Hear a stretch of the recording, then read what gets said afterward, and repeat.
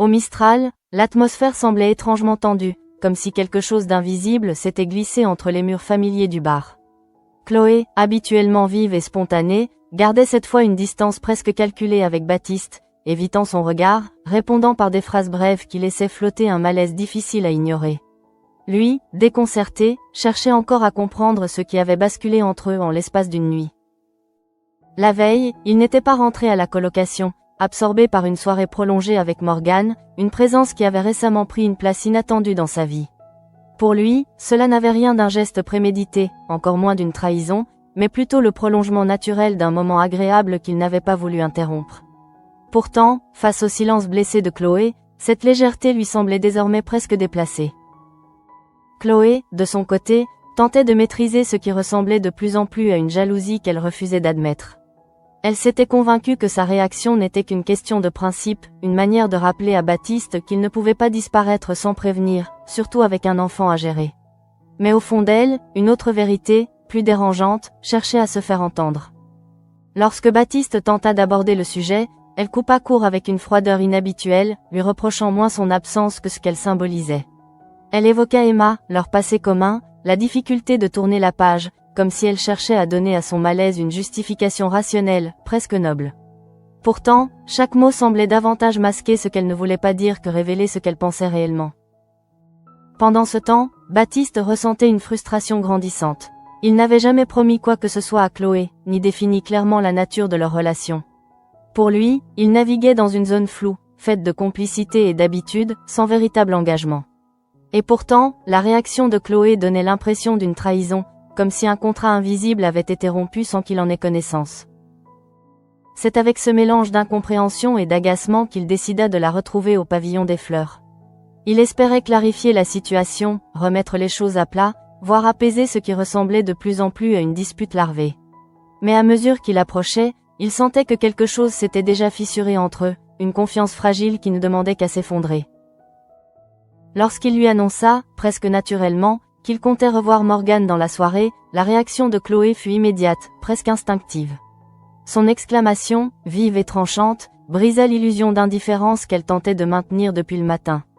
Ce n'était plus une simple remarque, mais une explosion contenue, révélant malgré elle ce qu'elle cherchait à cacher. Elle se redressa, le regard dur, et lui lança qu'elle n'était pas sa baby-sitter, que Mathis n'était pas sa responsabilité, comme si elle cherchait à reprendre le contrôle d'une situation qui lui échappait. Ces mots, pourtant, semblaient viser autre chose, une frustration plus profonde, un sentiment d'être relégué à un rôle secondaire dans la vie de Baptiste. Baptiste, pris de court, tenta de comprendre, mais la conversation glissait déjà vers un terrain plus émotionnel qu'il ne maîtrisait pas. Il voyait bien que quelque chose se jouait au-delà de cette simple soirée, mais il ne parvenait pas à en saisir la nature exacte. Ce flou, loin d'apaiser les tensions, ne faisait que les amplifier. C'est alors que Chloé, dans un élan presque théâtral, annonça qu'elle avait elle aussi un rendez-vous prévu. Un pompier rencontré lors du bal du 14 juillet, précisa-t-elle avec un détachement étudié. Ces mots étaient soigneusement choisis, comme s'ils avaient été répétés intérieurement avant d'être prononcés, dans l'espoir de provoquer une réaction chez Baptiste. En réalité, ce rendez-vous n'existait pas. Il s'agissait d'un mensonge construit à la hâte, une tentative de rééquilibrer la situation, de lui rendre ce qu'elle pensait avoir subi. Mais derrière cette stratégie se cachait une fragilité plus profonde, celle de quelqu'un qui préfère manipuler les apparences plutôt que d'avouer ses sentiments. Baptiste, lui, resta silencieux un instant, déstabilisé par cette révélation. Une part de lui se sentit piquée, comme si l'idée que Chloé puisse tourner la page aussi facilement venait heurter son propre ego. Pourtant, il ne laissa rien paraître, se contentant d'un léger haussement d'épaule qui trahissait davantage une défense qu'une réelle indifférence. Dans cet échange tendu, chacun jouait un rôle qu'il ne maîtrisait pas totalement. Chloé se forçait à paraître détachée, tandis que Baptiste tentait de rester rationnel. Mais sous cette surface fragile, les émotions circulaient librement, prêtes à exploser au moindre faux pas. Plus tard dans la journée, Chloé retrouva Luna, cherchant sans doute un regard extérieur, une validation qui lui permettrait de donner du sens à ce qu'elle ressentait. Elle raconta les faits avec une précision presque excessive, comme si elle voulait prouver qu'elle avait raison, que sa réaction était légitime. Luna, attentive, l'écouta sans l'interrompre, mais perçut rapidement ce qui se jouait réellement derrière ce récit. Elle posa alors une question simple, presque innocente, mais dont la portée était immense. Chloé ne serait-elle pas jalouse de la relation entre Baptiste et Morgan? Cette interrogation, pourtant posée avec douceur, eut l'effet d'un miroir brutal. Pendant un instant, Chloé resta silencieuse, comme si elle cherchait la réponse la plus acceptable plutôt que la plus honnête. Puis, fidèle à elle-même, elle choisit de nier, affirmant qu'elle avait tourné la page, que tout cela ne l'atteignait plus. Mais dans son regard, une hésitation persistait, une faille que même ses mots ne pouvaient dissimuler. Car au fond, ce qu'elle refusait d'admettre, c'était la peur d'être remplacée, oubliée, reléguée à un simple souvenir dans la vie de Baptiste. Pendant ce temps, ailleurs, une autre forme de fragilité se jouait, bien plus silencieuse, mais tout aussi profonde. Ariane, de retour au commissariat, avançait avec une retenue inhabituelle, comme si chaque pas demandait un effort supplémentaire. Ses collègues, absorbés par leurs propres affaires, ne remarquaient pas immédiatement ce changement, mais quelque chose en elle s'était indéniablement fissuré. En retrouvant Jean-Paul, son regard se posa sur lui avec une intensité particulière, comme si elle cherchait un point d'ancrage dans un monde devenu instable. Leur relation, construite sur des années de complicité et de confiance, offrait un espace où elle pouvait, peut-être, baisser la garde. Jean-Paul, fidèle à lui-même, entama la conversation avec une légèreté apparente, lui parlant de Léa et de sa rupture avec Apolline. Mais très vite, il sentit que l'attention d'Ariane était ailleurs, comme si ses pensées dérivaient vers quelque chose de plus lourd, de plus difficile à formuler. C'est alors qu'elle trouva les mots, ou plutôt qu'elle laissa échapper ce qu'elle retenait depuis trop longtemps. Elle parla de son congé maternité, mais pas comme d'une pause ou d'un moment de bonheur. Elle le décrivit comme une immersion, une sensation d'étouffement, comme si elle était coincée sous l'eau sans parvenir à remonter à la surface. Ces paroles, simples en apparence, portaient une charge émotionnelle intense. Elles révélaient une détresse qu'elle n'avait jusque-là jamais exprimée, une fatigue morale qui dépassait largement le cadre d'une simple adaptation à la maternité. Jean-Paul, en l'écoutant, sentit une inquiétude sourde s'installer en lui. Ce qu'elle décrivait n'était pas anodin, et il comprenait que derrière ces mots se cachait un mal-être plus profond, plus insidieux.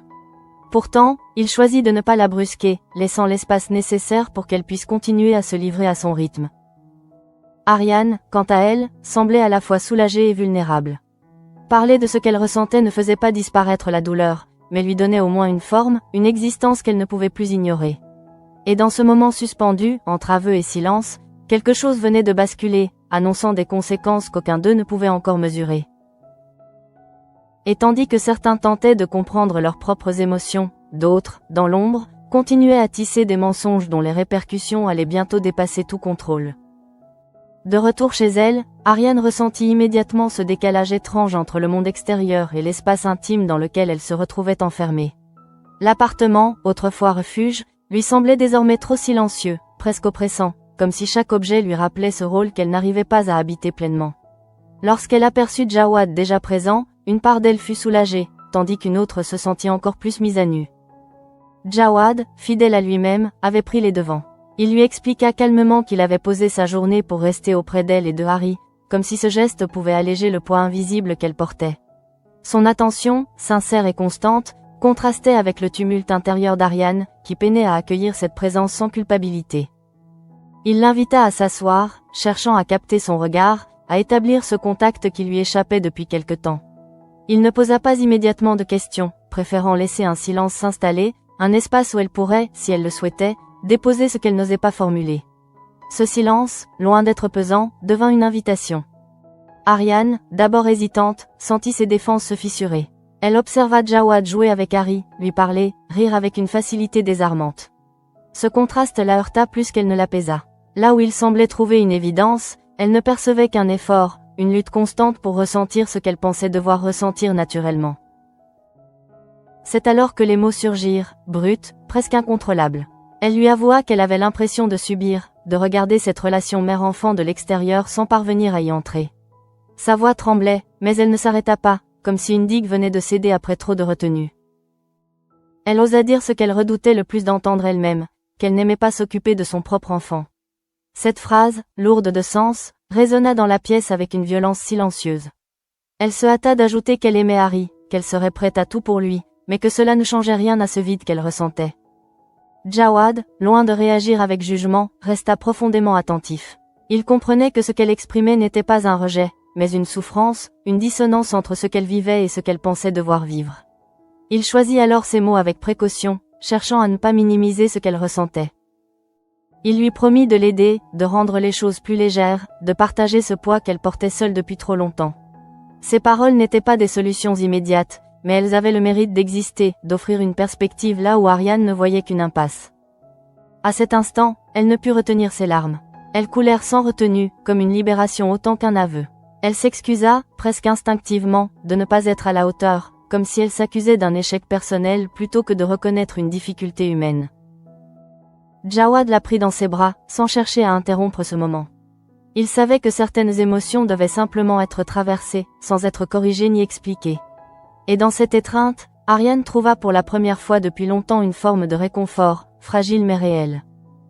Pourtant, au-delà de cette parenthèse, une question demeurait suspendue. Comment allait-elle reconstruire ce lien avec Harry ? Était-il encore temps de transformer ce sentiment d'étrangeté en attachement sincère, ou bien ce fossé risquait-il de s'élargir avec le temps ? Pendant ce temps, à la villa des Kepler, une tension d'une autre nature s'installait, plus sourde mais tout aussi dangereuse. Gabriel et Thomas, encore marqués par les événements récents, tentaient de reprendre un semblant de normalité. Pourtant, l'image du dessin sur la porte restait gravée dans leur esprit, comme un avertissement qu'ils ne pouvaient ignorer. Ils décidèrent de montrer la situation à Vanessa Kepler, espérant trouver auprès d'elle une réaction claire, peut-être même une décision définitive. Lorsqu'ils lui présentèrent le tag, son regard se durcit légèrement, mais elle conserva ce contrôle qui la caractérisait, refusant de laisser paraître l'ampleur de ce qu'elle ressentait réellement. Thomas et Gabriel exprimèrent alors leur intention de quitter la villa. Après tout ce qu'ils avaient vécu, rester leur semblait devenu trop risqué, presque absurde. Leur décision n'était pas prise à la légère, mais elle apparaissait comme une évidence face à l'accumulation de signes inquiétants. Contre toute attente, Vanessa ne valida pas leur choix. Au contraire, elle leur demanda de rester, transformant leur décision en une requête inattendue. Elle expliqua que leur présence était essentielle, non seulement pour maintenir un certain équilibre, mais aussi pour empêcher Ophélie de reprendre possession des lieux. Sa demande, formulée avec une apparente douceur, portait en réalité une stratégie bien plus complexe. Elle ne cherchait pas seulement à retenir Thomas et Gabriel, mais à utiliser leur présence comme un rempart, un moyen de contenir une menace qu'elle ne contrôlait plus totalement. Face à cette requête, Thomas hésita. Il percevait bien que rester signifiait s'exposer davantage, mais partir pouvait aussi signifier abandonner un terrain où quelque chose de grave était peut-être en train de se jouer. Gabriel, quant à lui, restait partagé entre prudence et responsabilité. Au même moment, à la résidence Massalia, Ophélie poursuivait son propre plan, avançant avec une détermination silencieuse. Lorsqu'elle se présenta chez Aya, son attitude semblait presque apaisée, comme si elle cherchait à effacer toute trace de suspicion. Elle affirma avec assurance qu'elle n'était pas responsable des dessins sur la porte, adoptant un ton sincère qui pouvait facilement tromper. Mais derrière cette façade, chaque mot était calculé. Elle expliqua qu'elle souhaitait simplement récupérer une lettre que son père lui avait écrite lorsqu'elle était enfant, un souvenir chargé d'émotions qui justifiait, en apparence, son besoin de retourner dans la villa. Aya, touchée par cette demande, accepta de transmettre le message à Thomas, sans se douter qu'elle devenait, malgré elle, un maillon dans une chaîne de manipulation bien orchestrée. Ophélie, en quittant les lieux, laissa derrière elle une impression troublante, celle d'une jeune femme à la fois fragile et insaisissable. Plus tard, lorsque Thomas accepta de lui ouvrir la porte, il le fit avec une prudence mêlée de compassion. Il l'accompagna jusqu'à sa chambre, observant chacun de ses gestes, comme s'il cherchait à déceler une incohérence, un signe révélateur de ses véritables intentions. Ophélie, fidèle à son rôle, présenta des excuses, cherchant à regagner sa confiance. Elle affirma n'avoir rien contre lui, adoptant un ton apaisant qui contrastait avec les tensions accumulées. Cette tentative de rapprochement, bien que fragile, semblait fonctionner. Thomas, dans un élan presque instinctif, tenta même de la réconcilier avec sa mère, comme s'il espérait résoudre une partie du problème en rétablissant un lien familial. Ce geste, empreint de bonne volonté, révélait aussi une certaine naïveté face à la complexité de la situation. Finalement, il accepta de la laisser seule dans sa chambre, convaincu qu'il lui accordait un moment nécessaire. Mais en réalité, ce choix allait ouvrir la porte à des conséquences qu'il ne pouvait encore imaginer. Car une fois seule, Ophélie abandonna immédiatement son masque. Son regard changea, devenant plus précis, plus calculateur. Elle se mit à chercher un objet qu'elle avait dissimulé dans un mannequin, un détail qui révélait l'existence d'un secret bien plus lourd que ce qu'elle laissait paraître. Mais très vite, une inquiétude nouvelle s'installa. L'objet avait disparu. Ce qui, pour elle, n'était qu'une cachette sûre venait de se transformer en faille, une menace directe pour tout ce qu'elle cherchait à dissimuler. Ce moment marqua un basculement. Pour la première fois, Ophélie n'était plus seulement en train de manipuler les autres, mais de subir les conséquences d'un élément qu'elle ne contrôlait plus. Et dans cette perte de contrôle, le danger devenait imminent, prêt à éclater à tout instant. Dans la chambre désormais silencieuse, Ophélie se figea un instant, comme si elle tentait de contenir la montée brutale de son inquiétude. L'absence de l'objet qu'elle cherchait n'était pas un simple contretemps, mais un signal d'alerte. Quelqu'un était passé avant elle, quelqu'un avait découvert ou déplacé ce qu'elle croyait parfaitement dissimulé. Cette pensée, insidieuse, s'imposa à elle avec une force qu'elle ne pouvait plus ignorer.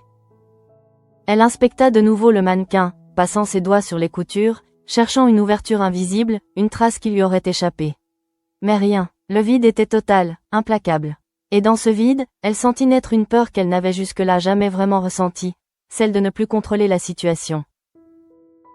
Son esprit se mit à fonctionner à toute vitesse, reconstituant mentalement les événements récents, tentant de comprendre à quel moment la faille s'était produite. Était-ce Gabriel, Thomas, ou quelqu'un d'autre encore, dont elle n'avait pas soupçonné la présence? Chaque hypothèse faisait naître une tension supplémentaire, comme si les murs eux-mêmes pouvaient révéler ce qu'elle cherchait à cacher. Mais elle savait qu'elle ne pouvait pas rester enfermée dans cette pièce trop longtemps. Chaque minute passée ici augmentait le risque d'être surprise, interrogée, déstabilisée. Elle reprit alors son masque, celui de la jeune femme vulnérable et repentante, prête à quitter la chambre comme si de rien n'était. En franchissant la porte, elle retrouva Thomas, qui l'attendait avec une certaine bienveillance mêlée de vigilance. Elle baissa légèrement les yeux, jouant sur cette ambiguïté entre sincérité et fragilité. Elle murmura quelques mots d'excuses supplémentaires, renforçant l'image qu'elle voulait lui donner, celle de quelqu'un qui cherchait à réparer, non à nuire. Thomas, sensible à cette attitude, sembla relâcher un peu sa méfiance. Il continua même à lui parler de sa mère, évoquant la possibilité d'un apaisement entre elles.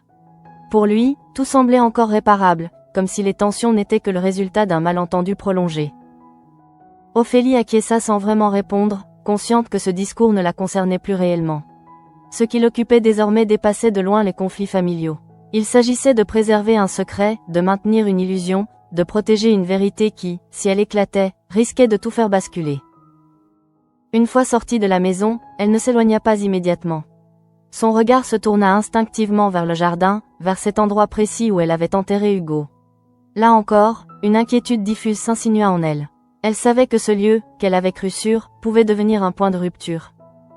En s'approchant discrètement, elle aperçut Thomas et Gabriel discuter non loin de là, évoquant leur projet de réaménagement. Ils parlaient de replanter du gazon, de redonner au jardin une apparence normale, comme si rien ne s'y était jamais produit. Pour eux, il ne s'agissait que d'un détail esthétique. Pour elle, c'était une menace directe.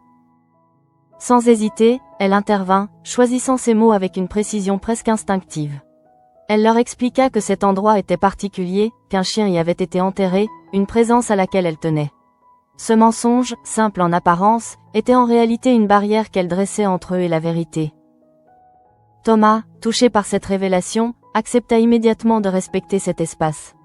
Il n'y vit qu'un attachement émotionnel, une demande légitime. Gabriel, bien que plus réservé, ne contesta pas non plus. Et ainsi, en quelques phrases, Ophélie parvint à détourner une menace imminente. Mais cette victoire n'avait rien de rassurant. Elle savait que chaque mensonge en appelait un autre, que chaque solution improvisée ne faisait que repousser le problème sans jamais le résoudre. Et plus elle avançait, plus elle s'enfonçait dans un labyrinthe dont elle ne voyait plus clairement l'issue. Pendant ce temps, ailleurs, un autre fil se tissait lentement, presque imperceptiblement.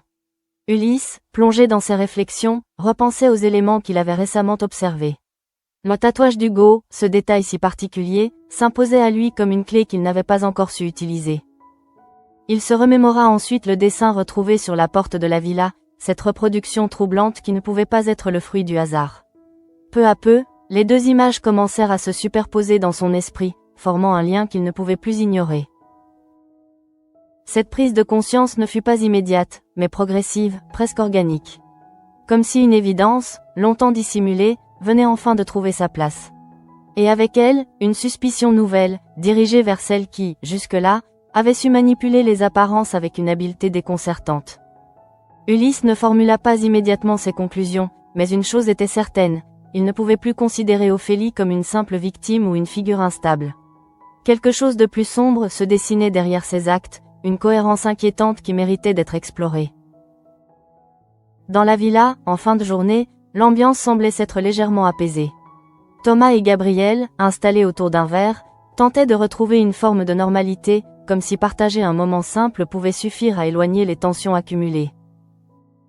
Ils évoquèrent à nouveau Ophélie, ses excuses, son comportement, cherchant à comprendre ce qui relevait de la sincérité ou de la manipulation. Thomas mentionna alors le chien enterré dans le jardin, reprenant les mots d'Ophélie sans remettre en question leur véracité. Gabriel, plus analytique, resta silencieux un instant, comme s'il pesait chaque élément.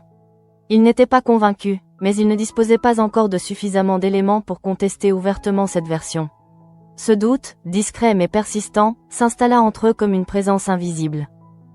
Leur conversation, bien que calme en apparence, portait en elle une tension latente. Chacun cherchait à rationaliser ce qu'il avait vécu, à donner du sens à des événements qui semblaient échapper à toute logique. Et pourtant, aucune explication ne paraissait totalement satisfaisante. C'est alors que quelque chose changea. D'abord imperceptiblement, comme une vibration lointaine, puis de manière plus nette. Les verres posés sur la table se mirent à trembler légèrement, produisant un bruit discret mais suffisant pour attirer leur attention. Thomas releva la tête, surpris, cherchant l'origine de ce phénomène. Gabriel, lui aussi, se figea, le regard parcourant la pièce avec une vigilance accrue. Ce n'était pas un simple courant d'air, ni une illusion passagère. Quelque chose se produisait réellement. En quelques secondes, la vibration s'intensifia. Les murs semblèrent frémir, comme si la maison elle-même était prise d'un mouvement incontrôlable. Ce qui n'était qu'un doute devint une certitude, la villa tremblait. Un silence étrange s'installa entre eux, brisé uniquement par les objets qui vibraient autour d'eux. Aucun des deux ne parla immédiatement, comme si mettre des mots sur ce qu'ils vivaient risquait de le rendre encore plus réel.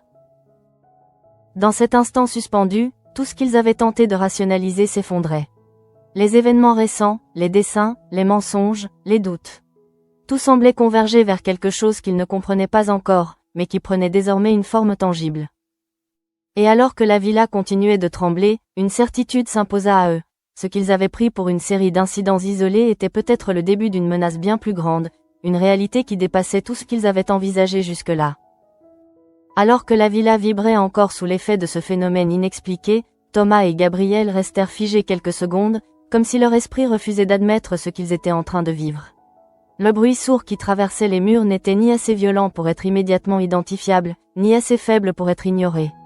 Il s'imposait à eux comme une présence, quelque chose de vivant, d'instable, qui échappait à toute logique. Thomas fut le premier à réagir, se levant brusquement, les yeux cherchant une explication tangible dans l'espace qui l'entourait. Il tenta d'attribuer cela à une cause rationnelle, un tremblement de terre peut-être, un incident extérieur, n'importe quoi qui pourrait ramener cet événement dans un cadre compréhensible. Mais plus il observait, plus cette hypothèse lui semblait fragile. Gabriel, quant à lui, resta un instant en retrait, analysant chaque détail avec une attention presque clinique.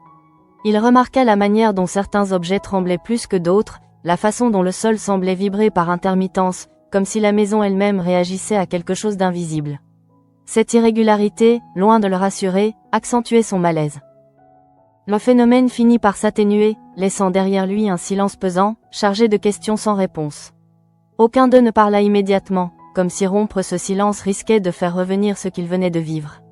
Et pourtant, ce mutisme ne faisait qu'amplifier l'inquiétude qui s'installait en eux. Thomas reprit finalement la parole, tentant de rationaliser la situation, mais ses mots manquaient d'assurance. Il évoqua une secousse, quelque chose de passager, mais même lui semblait ne pas y croire totalement. Gabriel, de son côté, ne valida pas cette explication, préférant garder ses doutes pour lui, comme s'il avait déjà compris que la vérité était ailleurs. Dans un coin de son esprit, une idée commençait à émerger, encore floue, mais persistante. Les événements récents, les dessins sur la porte, le comportement d'Ophélie. Tout semblait désormais relié par un fil invisible. Et ce tremblement, aussi inexplicable soit-il, venait renforcer cette impression que quelque chose de plus profond était à l'œuvre. Pendant ce temps, loin de la villa, Ophélie poursuivait sa fuite en avant, tentant de garder le contrôle sur une situation qui lui échappait progressivement. En quittant les lieux, elle avait pris soin de ne rien laisser paraître, de conserver cette image fragile qu'elle avait construite avec minutie. Mais une fois seule, son visage se durcit, laissant apparaître une tension qu'elle ne pouvait plus dissimuler. L'absence de l'objet dans le mannequin continuait de la hanter. Elle savait que ce détail, en apparence insignifiant, pouvait suffire à faire basculer toute son histoire. Si quelqu'un l'avait trouvé, s'il avait compris ce que cela impliquait, alors tout ce qu'elle avait construit risquait de s'effondrer. Son esprit oscillait entre plusieurs hypothèses, chacune plus inquiétante que la précédente.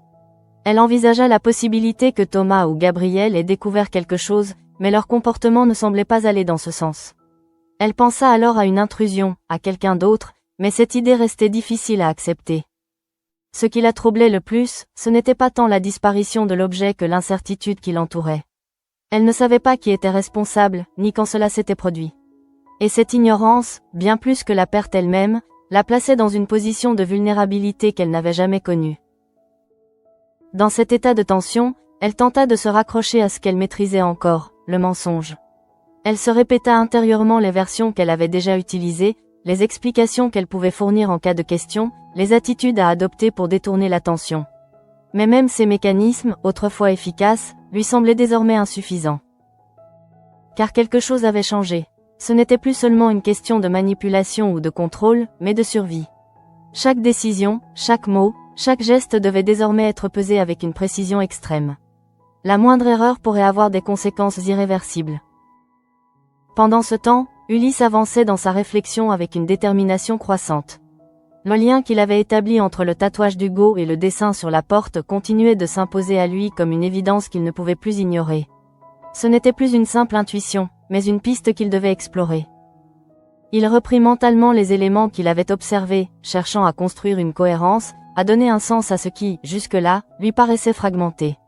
Chaque détail, chaque souvenir venait s'ajouter à une structure en train de se former, comme les pièces d'un puzzle qui finissent par révéler une image troublante. Dans cette construction, un nom revenait sans cesse, Ophélie. Ce n'était pas encore une accusation, mais une présence, un point de convergence. Son comportement, ses contradictions, ses silences. Tout prenait désormais une dimension nouvelle. Ulysse savait qu'il devait avancer avec prudence. Accuser sans preuve serait une erreur, mais ignorer ce qu'il pressentait serait encore plus dangereux. Il se trouvait à un moment charnière, où chaque décision pouvait influencer la suite des événements. À la villa, Thomas et Gabriel tentaient de reprendre leurs esprits, mais l'événement qu'ils venaient de vivre avait laissé une trace indélébile. Leur perception du lieu avait changé. Ce qui était autrefois un simple espace de vie était devenu un territoire incertain, chargé d'une tension qu'ils ne pouvaient plus ignorer. Gabriel proposa de vérifier les installations, cherchant une explication concrète, mais même cette démarche semblait insuffisante face à ce qu'ils avaient ressenti. Thomas, de son côté, restait marqué par l'intensité du moment, incapable de retrouver une véritable sérénité. Leur conversation dériva rapidement vers Ophélie, comme si elle représentait un point d'ancrage dans ce chaos. Ils évoquèrent son retour, ses excuses, son attitude, cherchant à comprendre si elle pouvait être liée, d'une manière ou d'une autre, à ce qu'ils venaient de vivre. Aucune conclusion claire n'émergea, mais le doute, lui, s'installa durablement. Et dans ce doute, une peur nouvelle prenait forme, celle de ne plus maîtriser ce qui se passait autour d'eux. Pendant ce temps, Ariane, encore bouleversée par son échange avec Jawad, tentait de retrouver un équilibre fragile. Les mots qu'elle avait prononcés continuaient de résonner en elle, comme un écho qu'elle ne pouvait pas faire taire. Elle avait enfin mis des mots sur son mal-être, mais cela ne suffisait pas à le faire disparaître. Assise dans le silence de son salon, elle observait Harry avec un regard différent. Il n'était plus seulement ce bébé dont elle se sentait distante, mais aussi le témoin involontaire de sa propre lutte intérieure. Cette prise de conscience, bien que douloureuse, marquait un début de transformation. Jawad, à ses côtés, restait attentif, prêt à intervenir sans jamais s'imposer. Il comprenait que le chemin serait long, que les mots ne suffiraient pas, mais il refusait de la laisser affronter cela seule. Sa présence, discrète mais constante, devenait un point de stabilité dans un monde qui vacillait. Ainsi, tandis que certains tentaient de réparer ce qui s'était brisé en eux, d'autres continuaient de s'enfoncer dans des secrets de plus en plus lourds. Et quelque part, entre ces deux dynamiques, une tension grandissante annonçait un basculement imminent, dont personne ne mesurait encore l'ampleur. La nuit s'était installée depuis longtemps lorsque le calme apparent revint peu à peu dans la villa, mais ce calme n'avait rien de rassurant. Il ressemblait davantage à une suspension, comme si la maison retenait encore les échos de ce qui venait de se produire. Thomas et Gabriel, bien que tentant de reprendre une activité normale, ne parvenaient plus à ignorer cette sensation diffuse que quelque chose leur échappait. Assis face à face, leur verre à moitié plein témoignait d'un moment interrompu plutôt que partagé. La conversation, autrefois fluide, semblait désormais forcée, chaque mot pesé, chaque silence plus lourd que le précédent. Thomas essayait de relativiser, de ramener l'événement à quelque chose de concret, mais au fond de lui, une inquiétude persistante continuait de grandir. Gabriel, lui, se montrait plus réservé. Il ne cherchait plus à expliquer immédiatement ce qu'ils avaient vécu, mais à observer, à comprendre dans la durée. Cette approche, plus méthodique, lui permettait de ne pas céder à la panique, mais elle ne faisait que renforcer son intuition, ce tremblement n'était pas un simple hasard. Peu à peu, leur discussion revint naturellement vers Ophélie. Son nom s'imposait désormais comme une évidence dans toutes les réflexions, comme si elle constituait le point central autour duquel s'articulaient tous les événements récents. Thomas évoqua son passage, ses excuses, la lettre qu'elle prétendait vouloir récupérer, sans remettre en cause la cohérence de son récit. Mais Gabriel, plus attentif aux détails, releva certaines incohérences. Il se rappela la manière dont elle avait insisté pour rester seule dans la chambre, le regard qu'elle avait lancé en quittant la pièce, cette tension presque imperceptible qui ne correspondait pas à l'image qu'elle cherchait à donner. Ce n'était rien de concret, mais suffisamment troublant pour éveiller un doute. Ce doute, désormais partagé, s'installa entre eux comme une présence silencieuse. Aucun des deux ne voulait accuser sans preuve, mais aucun ne pouvait non plus ignorer ce qu'il ressentait. Et dans cet espace incertain, la confiance qu'ils avaient accordée à Ophélie commençait lentement à se fissurer. Pendant ce temps, ailleurs, Ophélie continuait de lutter contre une angoisse qu'elle ne maîtrisait plus. L'image du mannequin vide revenait sans cesse hanter ses pensées, comme un rappel constant de la fragilité de sa situation. Elle savait qu'elle devait agir, mais ne savait plus exactement comment. Chaque option lui semblait risquée. Revenir à la villa pourrait éveiller des soupçons, rester à distance signifiait perdre le contrôle sur ce qui s'y passait. Cette impasse, nouvelle pour elle, la plongeait dans une forme de tension permanente, où chaque décision devenait un pari. Elle tenta de se convaincre qu'il existait encore une solution, une manière de reprendre la main. Mais pour la première fois, cette certitude lui échappait. Elle n'était plus dans une position de domination, mais dans une posture défensive, contrainte de réagir plutôt que d'anticiper. Ce basculement, bien que subtil, changeait profondément la dynamique. Car ce qui faisait sa force jusqu'ici, c'était sa capacité à prévoir, à manipuler, à orienter les événements.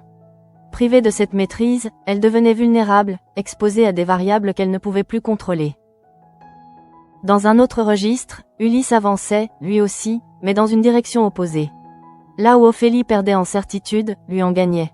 Les liens qu'il avait établis continuaient de se renforcer, chaque élément venant confirmer son intuition initiale. Il prit le temps de revoir mentalement chaque détail, chaque interaction, cherchant à éliminer les hypothèses inutiles pour ne garder que l'essentiel. Ce travail de reconstruction, patient et rigoureux, lui permettait de transformer un simple pressentiment en une véritable piste. Et au centre de cette piste, encore une fois, se trouvait Ophélie. Ce n'était plus une simple coïncidence, mais une convergence. Trop d'éléments pointaient dans sa direction pour être ignorés. Pourtant, Ulysse savait qu'il devait encore avancer avec prudence. Il décida de ne pas agir immédiatement, préférant observer encore, accumuler des preuves, laisser les choses évoluer. Cette retenue, loin d'être une faiblesse, constituait au contraire une stratégie. Car il savait que dans ce genre de situation, précipiter les choses pouvait tout compromettre. Pendant ce temps, Ariane tentait de composer avec les conséquences de son aveu. Les mots qu'elle avait prononcés face à Jawad continuaient de résonner en elle, comme un écho qu'elle ne pouvait pas faire taire. Elle avait exprimé une vérité difficile, mais cette vérité ne disparaissait pas pour autant. Elle observait Harry avec une attention nouvelle, non pas encore empreinte d'un attachement spontané, mais d'une volonté consciente de comprendre, de se rapprocher. Ce changement, discret, marquait une première étape, fragile mais essentielle. Jawad, fidèle à sa promesse, restait présent, sans jamais imposer quoi que ce soit. Il comprenait que ce processus ne pouvait pas être forcé, qu'il nécessitait du temps, de la patience, et surtout une absence de jugement. Sa présence devenait ainsi un soutien constant, une base sur laquelle Ariane pouvait peu à peu se reconstruire. Mais malgré cette évolution, une part d'elle restait envahie par la culpabilité. Elle se demandait si elle serait un jour capable de ressentir ce lien que tant d'autres décrivaient comme naturel. Cette question, sans réponse immédiate, continuait de la hanter. À la villa, la nuit avançait, et avec elle, une tension presque palpable. Thomas et Gabriel, bien que fatigués, n'arrivaient pas à trouver le sommeil. Chaque bruit, chaque craquement leur semblait suspect, comme si la maison elle-même était devenue un espace instable. Ils échangèrent encore quelques mots, revenant une fois de plus sur ce qu'ils avaient vécu. Le tremblement, les dessins, Ophélie. Tout semblait s'entremêler dans une logique qu'ils ne comprenaient pas encore, mais qu'ils ne pouvaient plus ignorer. Et dans ce climat d'incertitude, une certitude commençait pourtant à émerger.